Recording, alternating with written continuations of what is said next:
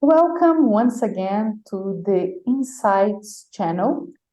Today we have a very special guest with us, Neville Hodgkinson, who is from United Kingdom. He's an author and also a journalist.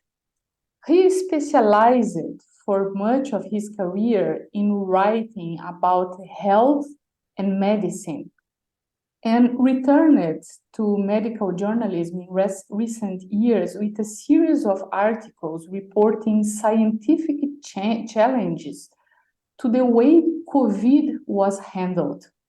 His books include I Know How to Live, I Know How to Die, The Teachings of Daddy Yankee, Will to Be Well, The Real Alternative Medicine, and the newly published How HIV/AIDS Set the Stage for COVID Crisis. Neville has been a student of Raja Yoga for 43 years, and now he lives at Brahma Kumari's Global Retreat Center in Oxford, United Kingdom. Neville, much welcome to our channel, to be with us, to speak about this interesting topic, which is science and consciousness. Thank you, Patricia. Yes, it's a topic that interests me particularly because of, at one time, having made materialistic science my faith for the future.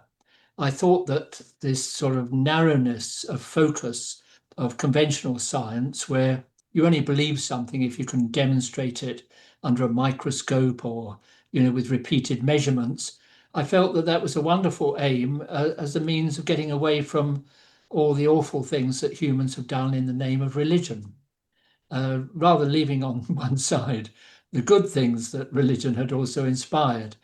And that belief system that I lived with for many years actually led me deeper and deeper into a kind of toxic mindset where you lose contact with the real essence of life, which is not material. That focus on only looking at the physical world, it's okay. It has produced various successful inventions, and we've seen a lot of technological advancements.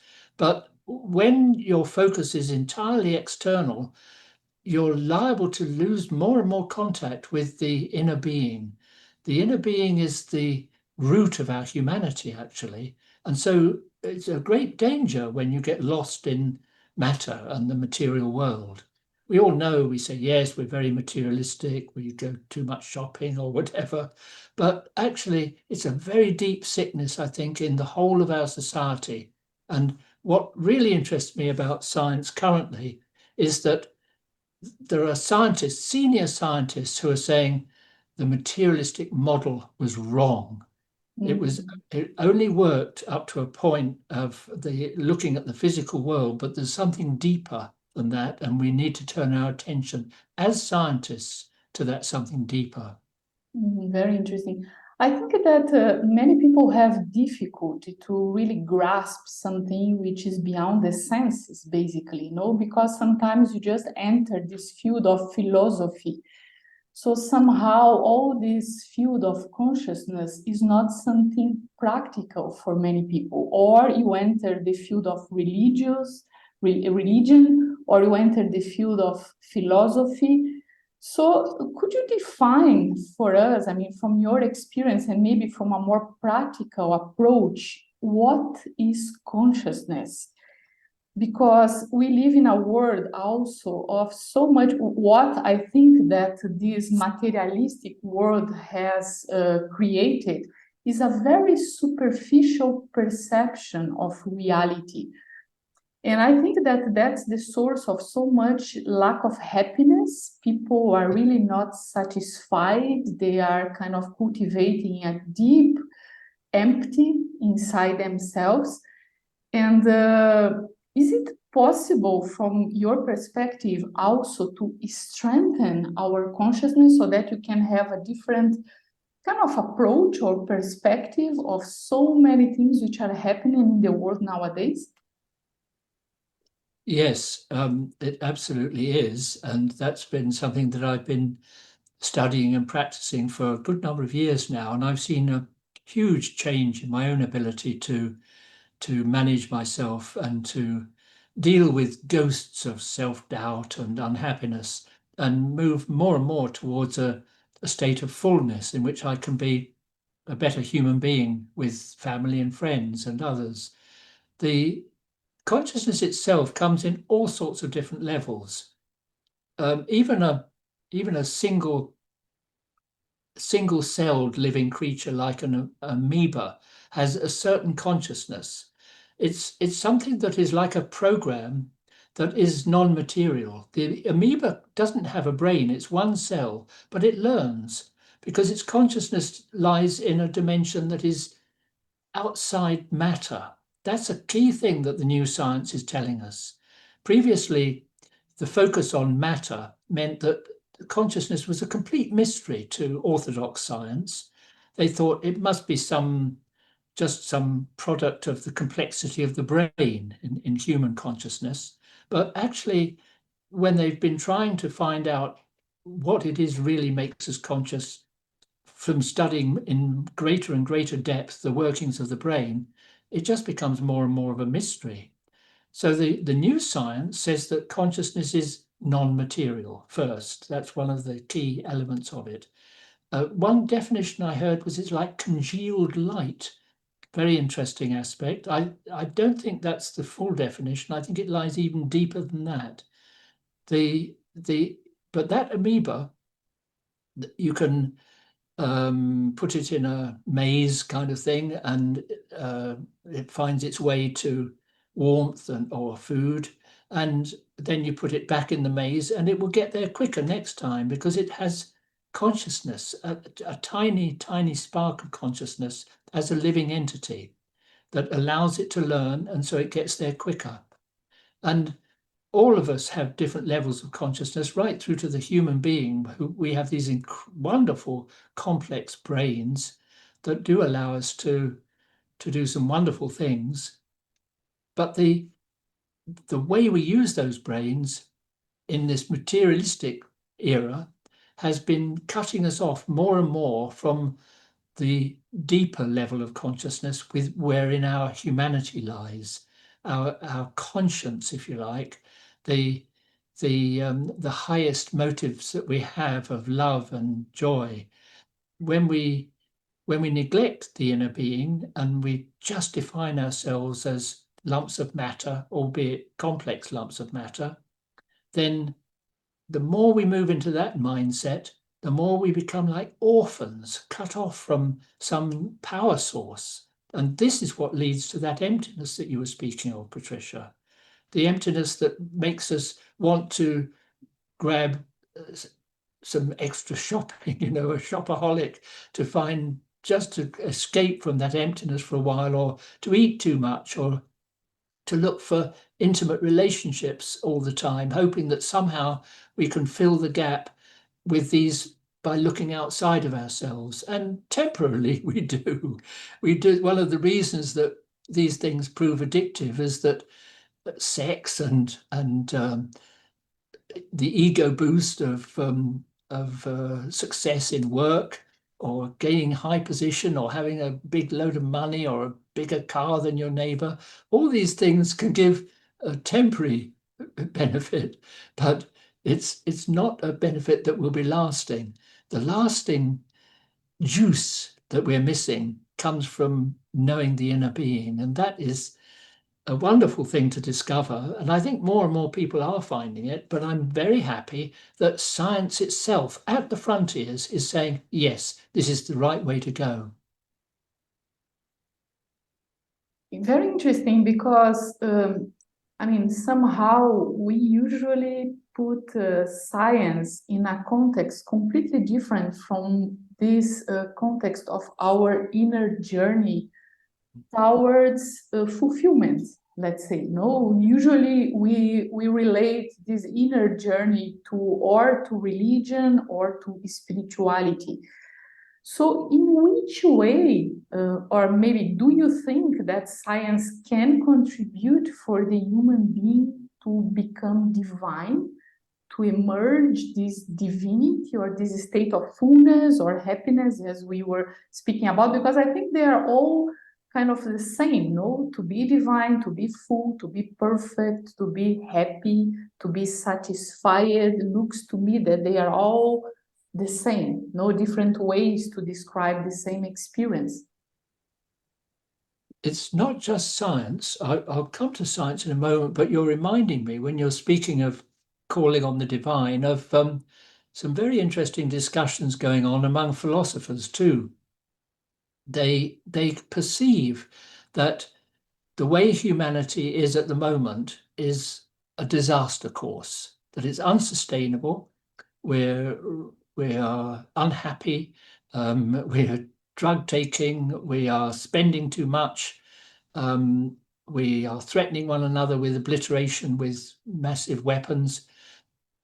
The financial system is shaky and unsustainable. So philosophers are perceiving that some urgent change is needed, but they are concluding that because we are the ones who are creating these problems with our materialistic consciousness that materialistic science bequeathed us, gave us, they're concluding that the only way out of these problems is to draw on the divine. Only the divine, a solution from outside humanity, in a sense, that humanity needs to reconnect to a source of truth that renews our ability to act in ways that are in line with nature instead of so against nature as in the world we've created at the moment, and which they perceive very clearly is heading for disaster. The scientists too, they're not they're far from being in a majority, but there's some very senior people working on this new paradigm. They call it the consciousness-based paradigm or post-materialist science. And what it means is that one of the most prominent exponents of this new science is a brilliant physicist called Federico Faggin, Faggin.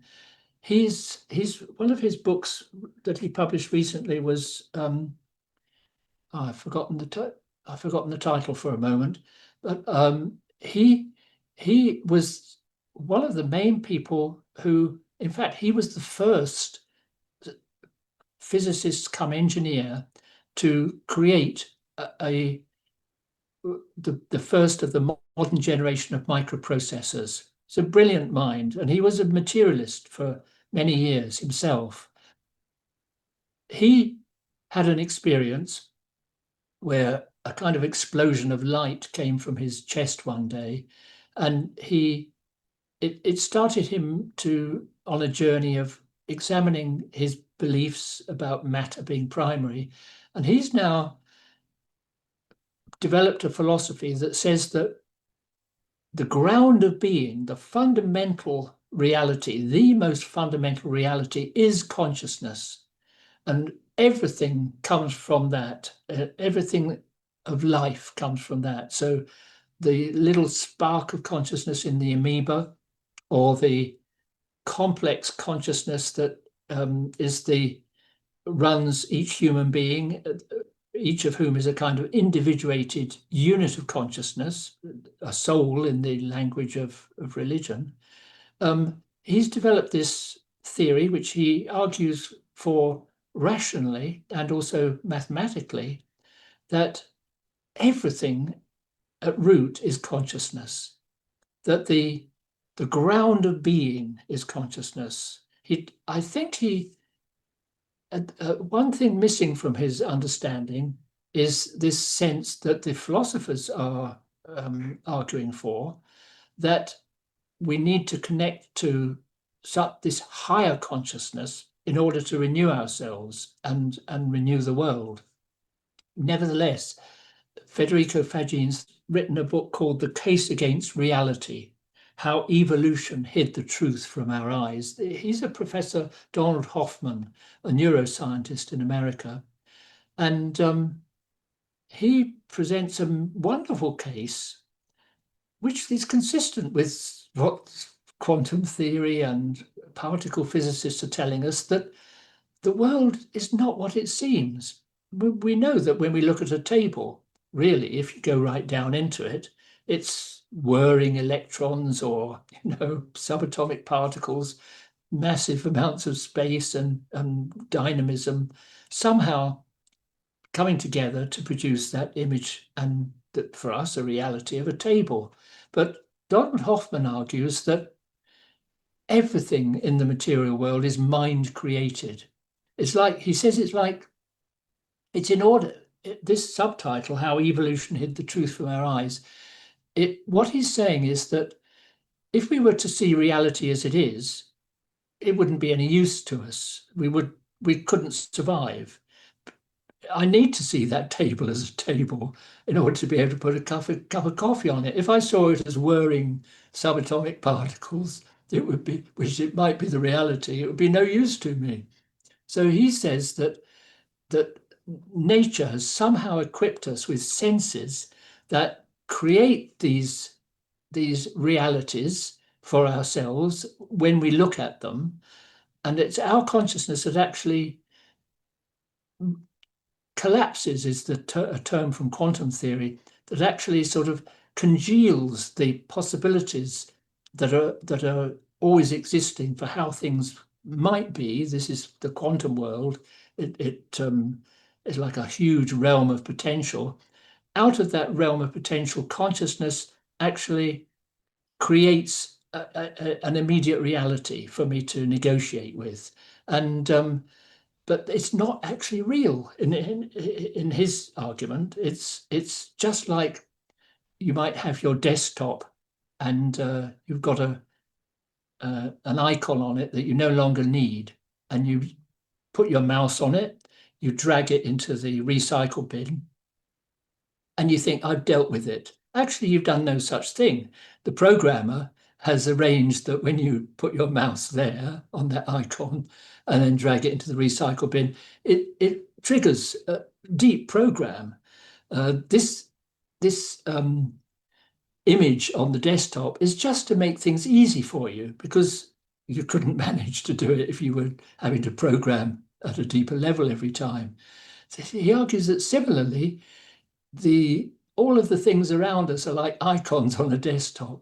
So when you ask him, well, hang on, if you're saying all of this is not really real, then what do you mean? I supposing I'm lying on a railway track and a train is thundering down towards me. If I just don't believe it or I don't look at it, are you saying it won't hit me? He said, no. You're in a game. You're like in a virtual reality game, and the body is a headset. And the rules of the game are that when there's a train, what looks to be like a train, thundering down the track towards you, if you don't get off the track, you'll be out of the game. But it's not the end of you.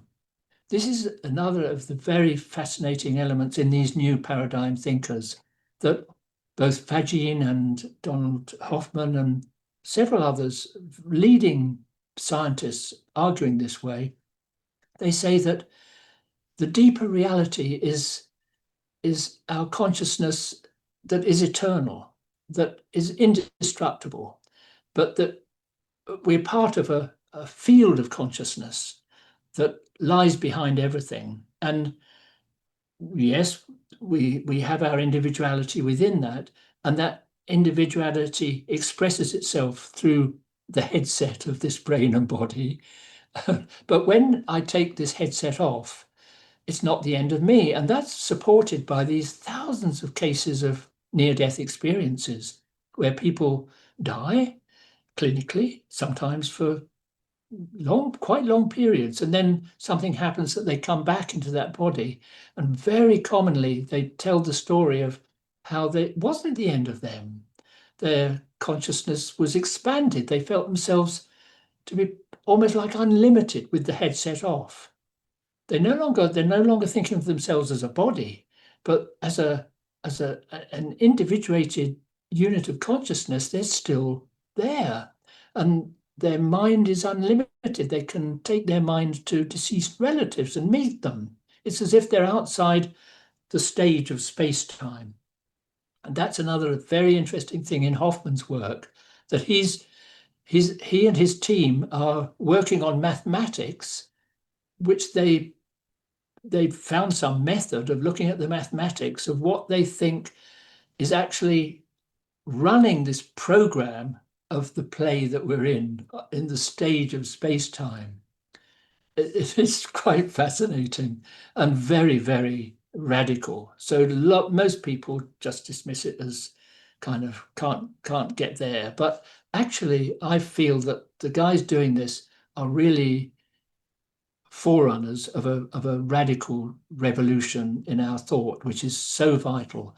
Taking ourselves from thinking that we're just these lumps of matter who only got here through the survival of the fittest over billions of years of development, to the whole play is run by consciousness, which means that all the assumptions of orthodox science about 14 billion years since the Big Bang, all of these things, they're all meaningless in a sense, to the extent that they leave consciousness out of the story. If consciousness is running the story, it could put on this show in an instant. It doesn't have to be 14 billions of years of development of planets and stars and life forms and all the rest of it. It could actually just be that held within consciousness is the fabulous script of this play that in which we're all actors. And it's very exciting. Yeah, it is. It's true. You know, for those who are watching this, we have one conversation in the channel exactly about this near-death experiences. It's there in English and in Portuguese as well. So, I mean, I found it fabulous. I mean, how there are so much to learn, and to know about this entire world. It's the world of energy. And I think that, as you say very well, it's not just about understanding what quantum physics tells us, that it's everything about energy. But I think that the key is to understand how consciousness is able to kind of make sense of all of this, to make reason, so that we are not just living life as a reaction pattern, in which you just react to whatever happened. But in reality, you are able to create a completely different experience, when you start from this starting point of consciousness, and not just consciousness, but, as you said, divine consciousness. And I also find so interesting to understand how mathematics, there is so much of spirituality in it, We really don't understand, I mean, the death, which is beyond the zero, for instance, the infinite, and all these kind of process which are there. But yeah, the wonder of mathematics is that it's not confined to the material realm. That's the beauty of maths. That's why some of the deepest thinkers in this field are very good with maths, because they are trying to use mathematics to take them into the realm of the spiritual, but with logic going with them, and with some kind of structure as well. Whether they'll succeed or not, I'm not sure, but it's a great aim. It's true. And coming to, bringing our discussion to something which is happening nowadays, I mean, you, myself, we are still from the analogic generation, let's say, and we have been passing through all this massive transformation in the world, in which nowadays there is all this artificial intelligence as part of our day-to-day life, And there is a big discussion about this, about the presence of all these robots and artificial intelligence. Do you think that human beings, they have the moral and spiritual maturity to cope with all this technological development, that would be a kind of a point of attention, maybe to kind of develop more this spiritual maturity so that we are able to cope and interact, because it's no way of reverse this process, but maybe we have to be better prepared to deal with all of this, no? What is your feeling about it? I think, as quite a lot of commentators have said, it holds the potential for both almost unlimited harm as well as a lot of good. It's quite it's quite astonishing how brilliantly AI can search the database of human understanding and synthesize for you, if you ask the right questions, beautifully worded, succinct, accurate descriptions of human experience in many areas. And so I'm sure that of course it's going to have its the benefits that it can bring in this way. It's like a genius of the highest order in working with the knowledge that is out there from the human beings as they are today and through history. So AI can draw on higher states of consciousness that have been developed in previous generations, and it can sometimes help us with reminding us of the wisdom of the past. However, there is also the aspect that it's drawing on what's out there in the internet, and a lot of what is going out there in the internet is low consciousness stuff. In some ways, because of the toxic effects of materialism and scientific materialism, toxic in the sense I was speaking of it previously, that it cuts us off from our humanity. Our brains are artificial, have artificial intelligence. Many of us are conditioned. You mentioned this in your comments just now. Many of us are conditioned into a state of consciousness that is very limited. And the artificial intelligence, in some respects, will simply give us that back, because it is not conscious, and it never will be conscious. I'm quite convinced of that. So is Federico Faggin, the inventor of the microprocessor, and a brilliant mind in this field. I think it's the materialistic idea that consciousness just rises from the complexity of our brains, and most neurologists think that way. Most scientists, this toxic belief system is very widespread, but I think that is very misleading, and there's no evidence for it. Whereas the evidence for things being the other way around, that consciousness is primary, and it's our consciousness and the consciousness within nature that puts in place the headsets of the brains and bodies and the laws of the game in space-time that we're in. That I think is going to be very, very promising for us in taking us forward. But at the moment, human consciousness is riddled with greed. There's one of the things I wanted to mention, that there was a science and consciousness conference some years back called the Original Spirit of Science. And the conclusion there was that the original spirit of science is a consciousness of service.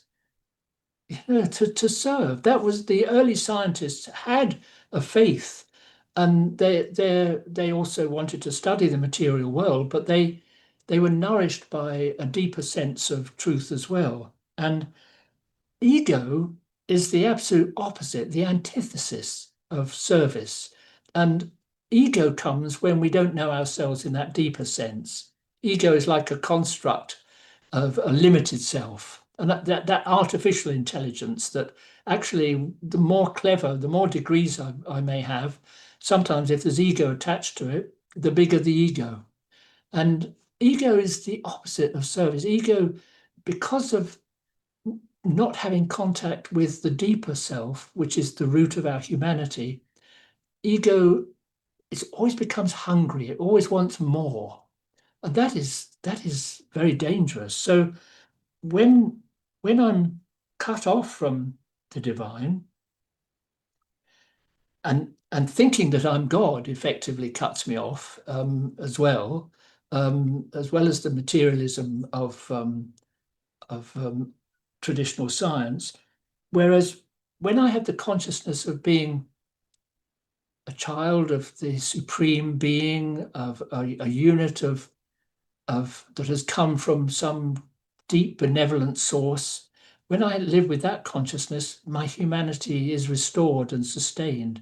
So there's going to be a kind of battle as we move forward, where more and more people, driven partly by the unhappiness that comes from having been orphaned by materialistic philosophy, rediscover themselves in that deeper way. But at the same time, people will be misusing through their egos these powerful new tools like AI for exploiting and like predatory behavior with others. So both things are going to be at war with each other. The technologies are neutral, but how we use them depends on our state of consciousness. There's one more word on this, that I think that a number of science fiction movies in recent years have touched on this core dilemma. There was a wonderful one with Arnold Schwarzenegger, the Terminator series, Terminator 2. And at the end of it, the Terminator is a robot sent from the future, but he, through his engagement with people, at the end of the movie, the robot says, if a robot can develop compassion, maybe there's still hope for humanity. And I don't think robots can develop compassion because they don't have that. They have no consciousness. They're simply what we have programmed into them. But there was another one called Short Circuit that you might have seen a good number of years back, where it was a robot factory, and there was a bolt of lightning that ran down the production line, and all the charge ended in the robot at the end of the production line, which suddenly got all this power, and it fell off into a passing truck. And it was a military establishment, and so they were very worried and sent out tanks to try and find it and destroy it. But the robot had come alive through this, in this story, through this charge. And he went into a boy's home and he found an encyclopedia. He learned how to talk. More input, you know. So, and then eventually his young inventor was caught up with him and was very angry at the generals for trying to destroy him because he wanted to study him. He thought it was amazing that number 5 had become alive. And the young man said, I could kill those guys. And the robot said, killing people is wrong, John. And the young man said, who taught you that? Because the humans had forgotten. He said, who taught you that? And the robot kind of looked thoughtful, looked inside himself, said, I taught me. You know, our consciousness is something that is not taught to us. It's something we've lost sight of and we need to regain, and we can learn how to regain it, but it's innate. It's in all of us, and it just has to be rediscovered. Yeah, and there is this aspect of the human soul, which is all connected with the feeling. You know, it's not just about, let's say, knowing or understanding. And of course, the feelings sometimes they help and sometimes they don't help, you know. But I think that if you come from a place of, let's say, elevated feelings, then I think elevated, high level of feelings which are from this divine, you know, then you really can change the game. And that's something I also would like to explore with you, because you have lived many years very close with Daddy Yankee. you even wrote this book. I think it's a kind of biography, or it's a book based on her teachings, no more kind of based on her teachings. And like we are living in times which are very challenging. I mean, from one side, all this perspective of war in the corner from all sides of the world. And then you also have all the kind of environmental imbalance. And anyway, you have done a lot of research about COVID, but it was also something which has shaken the world, let's say.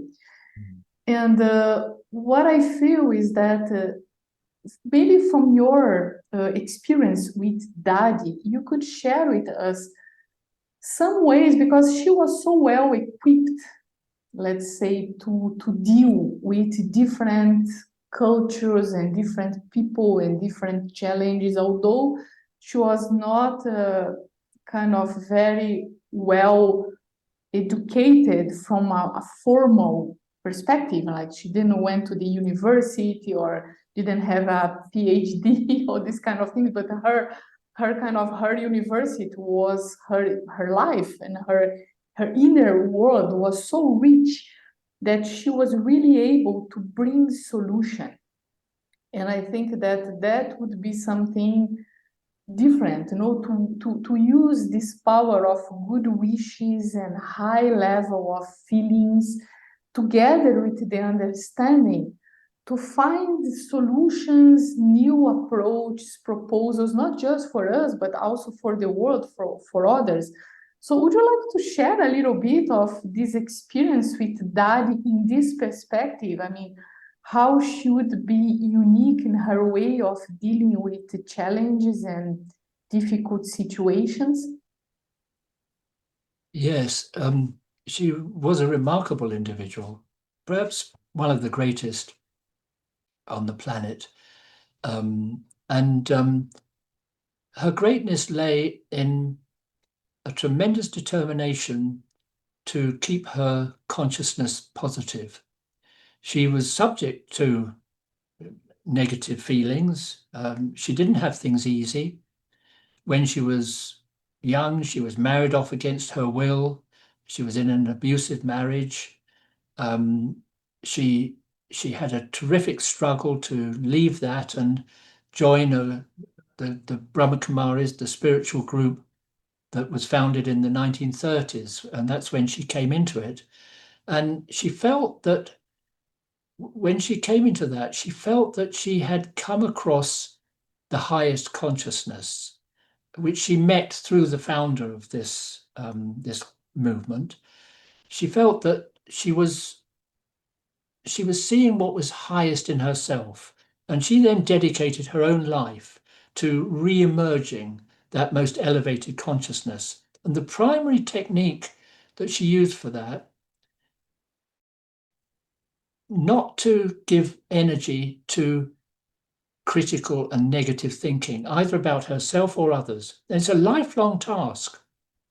Unless you're born kind of with a golden spoon in your mouth, as the saying goes, some people are. They have such a beautiful upbringing that they just love, and negativity doesn't form any part of their spiritual makeup. But many of us have these ghosts inside us of self-doubt or criticism of others, and they have to be removed in order to connect to the divine, because the divine is like truth. The divine is the highest in terms of consciousness. Yes, it's putting on the show at different levels, but the divine that exists at the root of all of life and all of existence, in a sense, is like a very pure energy of love and peace and joy, and negativity has no part in it. Negativity is very present in today's world because we're not to blame for it. We've become orphans, as I mentioned, and we've been cut off by the cultural developments that have led us into this difficult situation. But Daddy Yankee was a pioneer of the total conviction that every one of us at root has this positivity. We've all come from that one that is the ocean of love and peace and joy, and that we can reconnect to that one. And she spent her lifetime removing the obstacles to that reconnection and building inside herself the positive energy that comes from that connection. So one of the books that she was written about her work was Companion of God. And she really felt that she, over the years, thanks to this discipline, really intense discipline, she was an amazing effort maker in removing the evil that haunts us. Thanks to that enormous effort, she developed a capacity to live with the highest, and that allowed her to kind of negotiate life in a way that was in line with what was going to happen. Instead of finding herself fighting against things, she was in the flow, if you like, of the river of life. That included a broad picture of where we've come from and where we're going. All of that formed a part of her ability to be just like a finger in a stream, moving it without ripples. And the beauty that created in her being was easily transmissible to those immediately in front of her. I remember when my mother came to meet her, my mother said it felt as if some invisible strings were pulling her own face into a huge smile. She couldn't help herself because there was a heart that was so full of positive feeling that it was like a fire that was warming others who came into her contact. And that works like you were touching on earlier, there's a cohesion to consciousness and to all the different actors in this play that we're in, that when we're not just these isolated units, when I develop that inner power that is not ego, but which is truth, it radiates outwards. It enters the field and contributes to the field, especially to those near me, but even to those on the other side of the planet. So this example that she set, I feel, is a very wonderful clue about how we need to move forward for a better world. Just for those who are watching this, Dadi Jianqiu was the leader of Brahma Kumaris for many years. She died already, but her presence touched the lives of so many people during many years. I remember you mentioned your mother. I remember my brother when he went to Madhuban, to the headquarters of Brahma Kumaris, and he met Dadi, and he had this kind of recognition of God through her eyes. He was so touched. It was a very remarkable moment in his life, like through this pure vision and this, she would look to you into the best of you, like to kind of awaken the divine in you immediately. That's right. Mm-hmm. And then it comes to, I think our last question, because time flies, and it's about God, because I believe that many scientists, maybe, or many people who have a more scientific background, they become atheists because they don't find a kind of a suitable definition of God which matches their belief system, let's say. And do you think, you have been speaking about being orphans and how important it is this connection with this source of power and goodness, which is God. But do you believe there is space for God in a scientifically approach of truth, and how it would be this kind of understanding of God that would really suit this scientific mindset? They Firstly, just to mention that it's orthodox physics now that you don't get a particle without information. It's information that actually congeals the light, collapses the wave function, to use the terms from quantum theory, that actually kind of gives you that manifestation or excitation that we call a particle. And the entire physical universe is made up of these. So information is now recognized within physics as being absolutely central to the way the material world manifests. The big question, which people like Faggin are addressing, but which orthodoxy hasn't yet done, is where does that information come from? Orthodoxy just sort of takes it that it's there somehow. But Faggin is saying it's consciousness that is running this show. Now, it's much easier for scientists to think of God as just being an energy of consciousness that is running everything. But in the understanding that I've taken on board through the teachings of the Brahma Kumaris, God is not that. That is like the script of the play that we're in. And yes, it's consciousness that is it's like it's the mind of nature, if you like, that is putting on this show. But God has a part within that. God is, and this show has always existed. We don't have to say where did it come from. It has always existed. I love this thing because if you say where did it come from, well, what happened before and how did it appear? You know, there's like the problem with the Big Bang. Well, where did all that energy come from? But no, in these teachings, this nature and the material world are an eternal play, an eternal change, an eternal drama. But God has a very specific part in it of renewing our consciousness when it has reached this low state that has made us into orphans and brought so much unhappiness. So God comes through to show pure consciousness to us, and then we respond to that light, and gradually we rebuild the consciousness that will give us a better world again. That's the understanding I've taken on board. It's not something that is scientifically provable, probably, but the scientists, by at least these frontier scientists, at least by acknowledging the fundamental role of spirit or consciousness in the way things unfold, at least they're taking us closer to that. Then the big thing that they also need to understand is the difference between elevated consciousness, which is like pure, it gives, it is love, it is joy, it is not needy, and the ego consciousness, which has this emptiness and hunger and is taking, because it's the ego consciousness that has been causing so much trouble. And so we need God to get us out of that and fill us up with the pure consciousness again.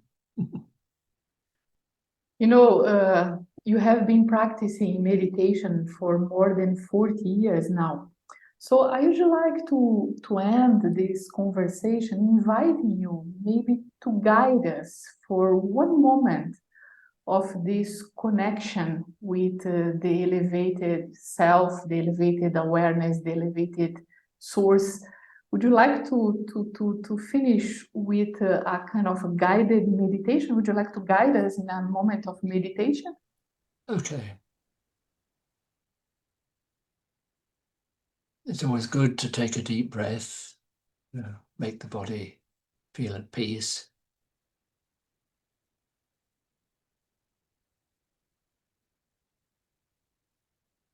And sitting quietly,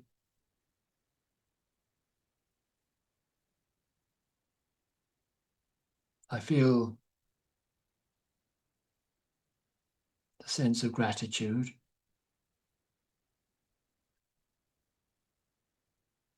at being able to share across continents in a discussion of this kind.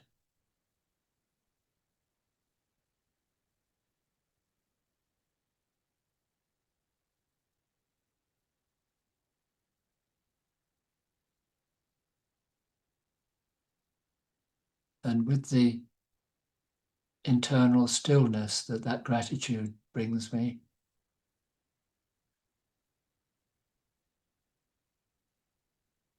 I'm able to consider myself to be a non-physical entity running this physical body, like a point of light, a unit of consciousness.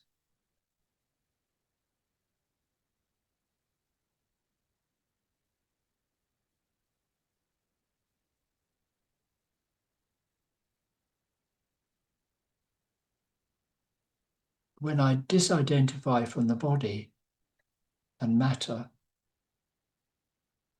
and come into this deeper awareness,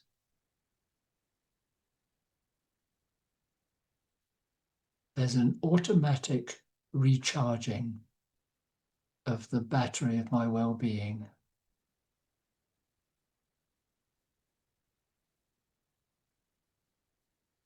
Instead of the worries that so often accompany our external roles and consciousness, I can step back into a space where love and joy, a deep peace, and not just ideas, but an experience.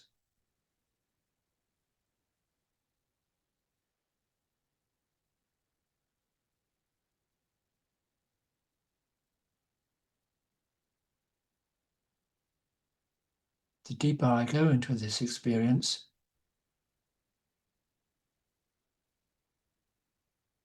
the more chance there is of going beyond the brain and its thinking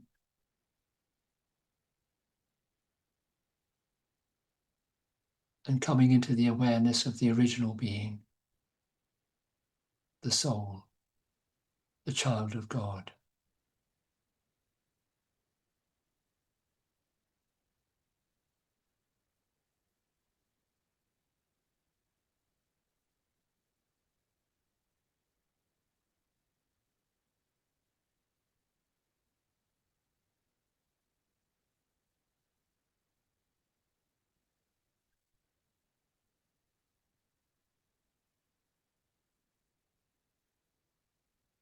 And then, when I have tasted that light, and I come back into everyday life and the actions associated with it, it's much easier for me to negotiate the world and its challenges.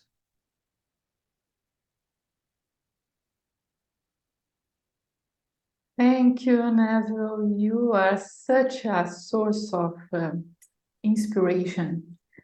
And it was, I was delighted to have this opportunity to have this conversation with you, being here in Brazil so far, yet, to have this privilege. And I'm sure that for people who are going to watch to us, it's also going to be a source of a lot of inspiration. So I would also like to thank all those who will take time to be with us, to watch us beyond time and space. And if you got some inspiration from this, just subscribe to the channel and also share this conversation with other people, because the intention is to bring benefit, light in this pathway that all of us, I think we are going in a big journey towards our fullness, no, and towards ourselves. So anyway, if you find it useful, just share as much as you can. And thank you again, Neville, for accepting the invitation, for being with us. It was really special. Thank you, Patricia, and to everyone watching. And good luck for the future. It's going to be good, but there will be a rocky ride as well. Yeah, anyway, it's nice to know that there are people like you that are together in the journey, it's somehow it gives a little bit of assurance. We are not alone, let's say.